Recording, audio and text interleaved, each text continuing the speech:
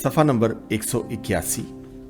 इस रिवायत के मुताबिक थेडीस ने फारस में शहादत पाई और इसी तरह याकूब एल्फीस, जिन्हें छोटा याकूब कहा जाता था, ने शमाउन जैतुलस ने भी शहादत पाई। इस तरह सिर्फ 2 शागिर्द ऐसे रह जाते हैं जिनके मुतालिक आयरीनियस दूसरी सदी में लिखते हैं कि क़यामत मसीह के बाद मुक़द्दस मत्ती रसूल के हालात रह जाते हैं, जिनका नाम नए अहदनामा की पहली किताब में दिया गया है।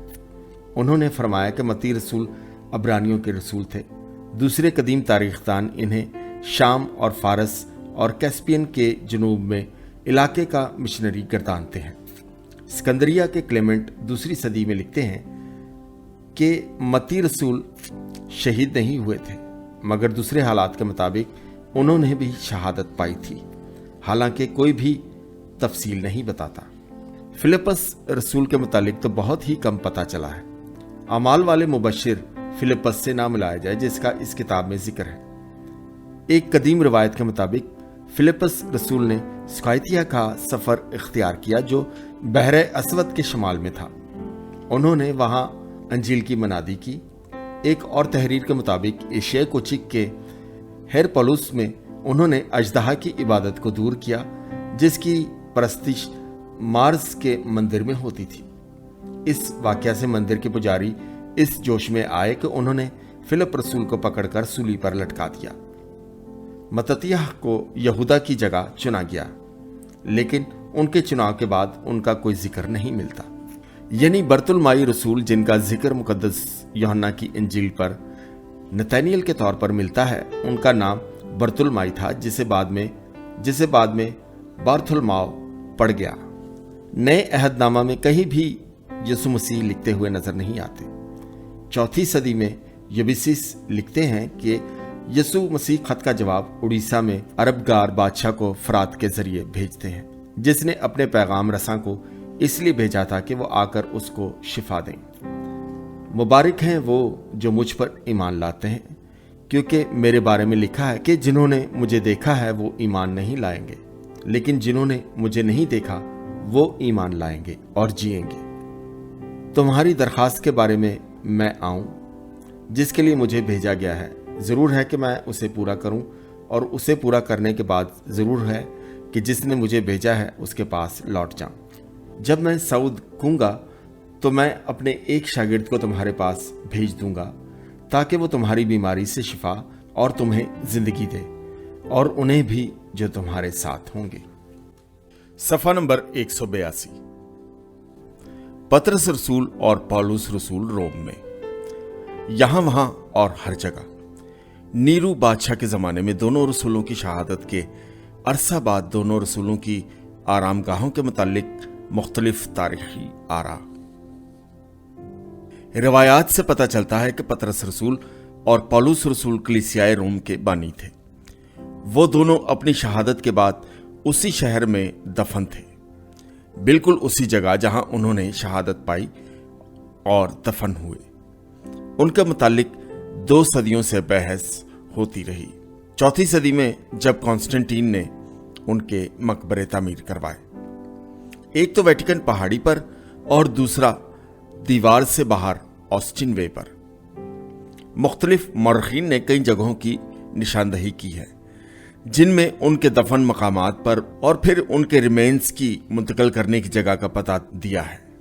रोम की ज़ियारत करने वाले आज कई बावसूख तारीखी मकामात को देखेंगे। उनमें चंद एक की तस्वीर मौजूद हैं। जो बात बहस से बालातर है वो ये है कि दोनों रसूल ही मसीहत की बुनियाद रखने वाले हैं। एक यादगार किस्म का कुतबा मसीही गार से मिला है, जिसमें दोनों के दफन होने की मुमकिन जगह है। दमिश्क रोम के बिशप, जो 4वीं सदी ईस्वी में लिखा गया। पौलुस रसूल की कैद में जो यहूदी कौम के मेहमान हुए थे भौचक्का रह गए। उन्होंने पौलुस रसूल के मुतालिक यहूदियों की तरफ से कुछ भी नहीं सुना था, और यही बात उन्होंने कही भी। लेकिन उन्होंने मकामी लोगों से उस फिरके के मुतालिक बहुत कुछ सुन रखा था। इन मसीहियों से नफरत की जाती थी, हर कोई उनके खिलाफ बात करता था। ये यहूदी रहनुमा अब पौलुस रसूल से कुछ सुनना चाहते थे। इस तरह मुकद्दस लूका बताते हैं पौलुस रसूल अपने घर में बहुत सारे यहूदियों से मिले, जिनको उन्होंने दलाइल, किताब मुकद्दस से असबात और अपनी गवाही सुनाई, ताकि सामाइन को कायल कर सकें कि यीशु मसीह ही वो मसीहा था जिसका अरसा दराज से इंतजार हो रहा था। इस गुफ्तगू में बहस हुई, इल्जाम लगे, दलाइल दिए गए और मुनाजरा हुआ। आखिर में कुछ तो कायल हो गए और कुछ ना माने। वो लोग जिन्होंने एतराज किया, तब पौलुस का पैमाना सबर लबरेज हो गया, तो उन्होंने हरफे आखिर कहा। सफ़ा नंबर 183। खुदा की निजात की यह खुशखबरी गैर अक़वाम को दी जाएगी और वो उससे सुनेंगे भी। मुक़द्दस लूका बयान करते हैं कि 2 साल ऐसी ही घरेलू मजालिस फराहम करते रहे और यही मुक़द्दस लूका ने अपना बयान बिला इख्तिताम ख़त्म कर दिया। इसके बाद पौलुस रसूल का क्या बना, उन्होंने कुछ नहीं बताया और ना ही दूसरे मसीहियों का क्या अंजाम हुआ, इसकी कोई खबर दी। आखिरकार ऐसा क्यों हुआ, कोई नहीं जानता। इस वजह से अगली 2 सदियां तारीखदान और माहिर इलाहियात के लिए ये मौमा बने रहे। नीरू के सामने पौलुस रसूल की अपील का क्या बना? बाज़ उलमा कहते हैं कि उनका मुकदमा खारिज कर दिया गया, जो ऐसे हालात में शाज़ो नाज़िर ही होता था। दूसरे कहते हैं कि उन्हें रिहा कर दिया गया और कुछ कहते हैं कि उन्हें मुजरिम करार देते हुए हस्पानिया में जिला वतन कर दिया गया। स्पेन यानी हस्पानिया का इम्कान इसलिए कि इसके कुछ सबूत हैं। क्लेमेंट कलीसिया रोम के रहनुमा थे, जिन्हें कैथोलिक तीसरा रोम का बिशप मानते हैं। सन 96 में पौलुस रसूल के मुतालिक लिखते हैं, उन्होंने पूरी दुनिया को रास्तबाजी सिखाई और मगरबी दुनिया तक जाकर हाकिमों के सामने गवाही दी। रोमियो की हुकूमत का मगरबी किनारा स्पेन यानी हस्पानिया तक जाता था। एक और नजरिया यह है कि वजह नामालूम पौलुस रसूल को रिहा कर दिया गया और वो अपनी मर्जी से स्पेन यानी हस्पानिया चले गए, ताकि अपनी वहां भी बशारत की जिद्दोजहद करें, क्योंकि रोम जाने का भी उनका यही मतमा नजर था। उनके रोमियो के खत की तहरीर में रोमियो 15 की 24 में उनका यही इंदिया नजर आता है। पौलुस रसूल, जिन्होंने बहुत तवील सफर किया था, स्पेन का यह सफर उनके लिए कोई बड़ी बात ना थी। स्पेन जाने में सिर्फ 1 हफ्ता लगता था। ताहम स्पेन में कुछ पाना मुख्तलिफ बात थी। मौर्रिख जेरोम मर्फी ओकॉनर, जो एक डोमिनिकन प्रीस्ट थे, इन असबात को इकट्ठा करते हुए इस नतीजे पर आते हैं कि पौलुस रसूल यकीनन स्पेन गए थे। वहां वो कुछ अरसा रहे और वापस आ गए। उनका ये मिशन नाकाम हो गया, इसलिए कि वो उनकी जुबान नहीं जानते थे। वो यूनानी तो जानते थे, मगर लातीनी नहीं आती थी। कुछ लोग इस कयास आराई पर सवाल करते हैं, क्या पौलुस वाकई लातीनी जानते थे या नहीं? उनके कहने के मुताबिक ये बात भी नामालूम है। कहीं भी पौलुस रसूल होते, उन्हें बहुत खतरनाक अफवाहें मिलती। ये खबर भी आई कि रोम में खतरनाक आग लगी हुई थी और शहर का बहुत सारा हिस्सा जल गया था। बेशुमार लोग मर मिटे थे और 2 लाख लोग बेघर हो गए थे। उनसे भी बढ़कर ये बुरी खबर थी कि कलीसिया इंतहाई दुख में मुब्तला थी और नीरू इस आग की जिम्मेदारी मसीहियों पर डाल रहा था। वो बहुत तादाद में उन्हें गिरफ्तार कर रहा था और उन्हें मौत के घाट उतार रहा था। उन्हें सूली पर लटका रहा था। उनको ऐसी असारसानी पहुंचा रहा था जिसकी मिसाल नहीं मिलती। वो इसलिए कि दुनिया को इबरत हो। मसीहियों की पहली अज़रसानी अब खुलकर सामने आ रही थी। बिलाशुबा रोम में पहले भी आग लगी थी। हकीकत तो यह है कि आग हमेशा के लिए रोम के लिए खतरे का बाइस रही थी। सन 31 कबल मसीह से लेकर सन 410 ईस्वी तक हमअसर मुसन्नफीन ने बताया कि 40 दफा रोम को खौफनाक आग से दुचार होना पड़ा था, जिसकी वजह से बेशुमार इमारतें और रिहायशी इलाके जलकर खाक हो गए थे। इस किस्म की तबाहकुन आग 11 बार भड़की थी। सफ़ा नंबर 184। ज्यादातर रोमी कमाहका जानते थे कि ये रहायशी तामीर की वजह से हुई थी। इन रहायशी मनाजिल में 7-7 मंजिला मकानात थे जो सिर्फ 1 गज की दूरी पर खड़े थे और ये इमारतें मट्टी, गारे और लकड़ी से बनाई जाती थी और उनकी बुनियाद और ढांचा लकड़ी का होता था। पहली सदी के रोमी तामीरी इंजीनियर्स के मुताबिक واتل اور ڈاک کی دریافت ہی نہیں ہونی چاہیے تھی، کیونکہ یہی آگ پکڑ لیتی تھی اور مشال کی طرح جلتی تھی۔ طنزیہ شاعر جووینل جب آگ کی آفت نے آ لیا تو بچہ ہی تھا، تو اس نے شکایت کی کہ روم کی شہری زندگی میں گھروں کے گرنے اور جلنے کا خوف ہی رہتا تھا۔ وہ مزید لکھتا ہے کہ وہ ایسی جگہ رہنا پسند کرے گا جہاں نہ آگ ہو اور نہ ہی رات کو ڈرنے کے خوف کا واقعہ نہ ہو۔ جب تک دھواں تیسری منزل تک پہنچتا اور آپ بھی سو رہے ہوتے تو تمہارا دوسری منزل کا ہیرو ہمسایہ پانی مانگ رہا ہوتا اور اپنی بچی ہوئی چیزوں کو محفوظ جگہ کر رہا ہوتا۔ اگر خطرہ پہلی منزل پر ہوتا تو دوسری منزل کا شخص بھون رہا ہوتا۔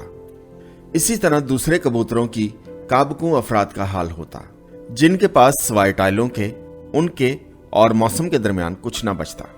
افسر شاہی خواہ وہ شہنشاہ یا شہر کا انجینئر ہوتا، وہ تعمیری کوڈ کو ہی اس کا حل سمجھتے تھے۔ قانون پاس کیے جاتے تھے کہ منزلیں 70 فٹ سے اونچی نہ ہوں اور انہیں کم از کم 2.5 فٹ دور ہونا چاہیے۔ مکینوں کو ہر وقت ایک بالٹی پانی اپنے پاس رکھنا چاہیے۔ کرایہ داروں کو کھلے میں آگ جلانے کی اجازت نہ تھی، اور وہ اسی طرح اور باتیں بھی ہوتی۔ ان کوڈز کا ہمیشہ کی طرح دھیان نہ دیا جاتا۔ تاہم پہلی صدی میں فائر بریگیڈ بنا دیے گئے تھے، جنہیں وگل کہا جاتا تھا۔ ان میں 7 گاڑیاں ہوتی، جن میں ہر ایک پر 560 آدمی ہوتے۔ وہ رات کو گھومتے رہتے تاکہ آگ کا پتہ لگا سکیں، جو ابھی زیادہ بھڑکی نہ تھی۔ وہ بالٹیاں اور کلہاڑے اٹھائے ہوتے۔ جب انہیں آگ نظر آتی تو وہ ایک قطار میں کھڑے ہو جاتے تاکہ وہ اپنی قریبی پانی کے ذخیرے سے پانی کی بالٹیاں بھر کر ایک دوسرے تک پہنچاتے۔ یہ وگل کم آگ کے لیے موزوں تھے، لیکن اگر آگ پھیل جاتی تو یہ وگل کچھ نہ کر پاتے۔ اب ایسا ہوا کہ روم کی تاریخ میں 64 آگ کے واقعات انتہائی بھیانک تھے۔ ٹیسیٹیٹس، جنہوں نے آگ کے متعلق بہترین بیان دیا، کہتے ہیں یہ سرکس میکسیمس کے مشرق سے پلیٹن اور کیلین پہاڑی کے دامن سے شروع ہوئی۔ کانوں میں آتشی مادہ کی وہ چیزیں تھیں جن سے آگ ایسی بھڑکی اور آنن فانن ہوا کی وجہ سے اس نے پورے سرکس کو اپنی لپیٹ میں لے لیا۔ اتنی شدید ہو گئی سرکس کی سوکھی لکڑی اور جنوب مشرقی ہوا نے ایسا بھڑکایا کہ وہ بڑھتی ہی چلی گئی کہ جلد ہی پلیٹن اور ایوننٹ کی وادی آگ کے شعلوں کا سمندر لگنے لگی۔ آگ کے شعلے پہاڑ کی عمارتوں اور مندروں پر پھیلتے چلے گئے اور ان تنگ گلیوں کی منزلوں اور بیرکوں کو خاکستر بناتے گئے۔ صفحہ نمبر 185۔ ٹیسیٹیٹس اس کی منظر کشی کرتا چلا گیا۔ خوفزدہ عورتوں کی آہ و بکا، عمر رسیدوں کا ضعیف، بچوں کی ناتجربے کاری اور وہ لوگ جو خود کو اور دوسروں کو بچانے کی کوشش میں تھے اور کمزوروں کو جھپٹ کر نکال رہے تھے یا پھر انتظار کر رہے تھے۔ کسی بھی معاملے میں ان کی جلد بازی یا دوسروں کے لیے تاخیر پریشانی میں اضافہ کر رہی تھی۔ کئی لوگ شعلوں کی لپیٹ میں آ گئے اور بعض اپنے گھروں اور عزیزوں کے نقصان کی وجہ سے ایسے سراسیمہ تھے کہ ان کی ہمت ٹوٹ گئی۔ اگرچہ ان کے پاس بھاگنے کا رستہ تو تھا، مگر وہ بھی آگ کی نظر ہو گئے۔ اس پر ترا یہ کہ بھونڈی افواہیں پھیل گئیں کہ بہت سارے جنہوں نے آگ پر قابو پانے کی کوشش کی ان کو روک دیا گیا تھا، ان لوگوں کی وجہ سے جو لوٹ مار کر رہے تھے، جو کچھ ان لوگوں کی بدولت یہ کہہ رہے تھے کہ اس آگ کے لیے حکم جاری کیا گیا ہے۔ یہ کون لوگ ہو سکتے تھے؟ 5 یا 6 دن بعد جب آگ نے سب کچھ بھسم کر دیا تو وہ بجھ گئی۔ اس وقت تک یہ ایسکولین پہاڑی کے دامن تک پہنچ چکی تھی، جہاں عمارات زمین بوس ہو چکی تھی، اور وہ آگ ماسوائے زمین کے اور کچھ نہ پا سکی۔ لیکن پیشتر اس کے کہ نقصان کا تخمینہ لگتا، آگ 3 دن کے لیے پھر بھڑک اٹھی اور شہر کے ایک اور قیمتی علاقے کو بھسم کر دیا، لیکن اس بار اتنا جانی نقصان نہ ہوا تھا۔ ٹیسیٹیٹس نے نقصانات کا تخمینہ لگایا۔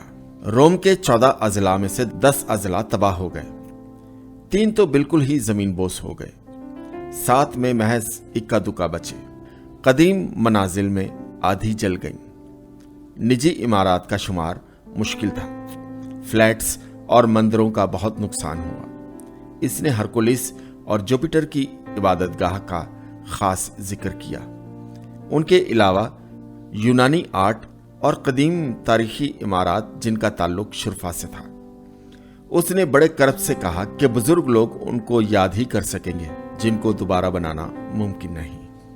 मुर्रिख R.F. न्यूबोल्ड ने अंदाजा लगाया कि 10 से 12,000 मंजिलें और उनके अलावा कई सौ निजी घर तबाह हुए। शहर का बहुत बड़ा हिस्सा एक जगह फिर से बनाना पड़ा, जिसके लिए उम्दा काम की कुर्बानी करनी पड़ी।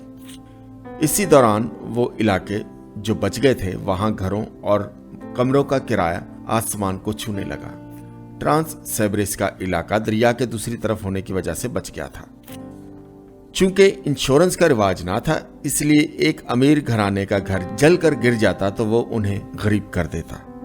अगर गांव में उनकी जायदाद ना होती, जैसा कि बाज के पास था, तो उन्हें दोस्तों और अजीजों कारब के रहम करम पर पड़ना होता।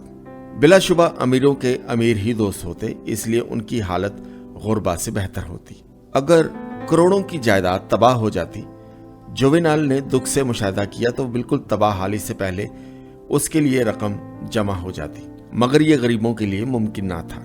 शाही खजाने को मदद के लिए पुकारा जाता, लेकिन ऐसी मदद अमूमन देहाती इलाकों में की जाती। इस असना में बेघर लोगों की मदद के लिए नीरो ने अपने बागों में कैंप मार्तिस में आरजी इमारतें बना दी।